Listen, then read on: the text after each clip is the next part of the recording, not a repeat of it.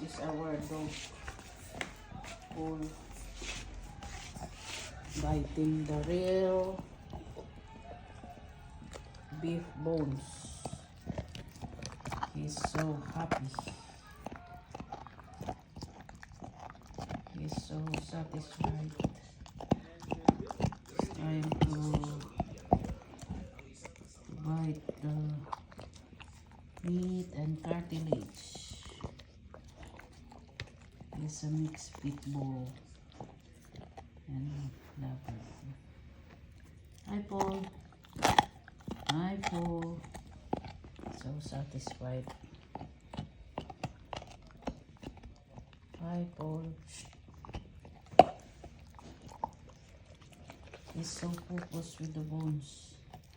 Real bones.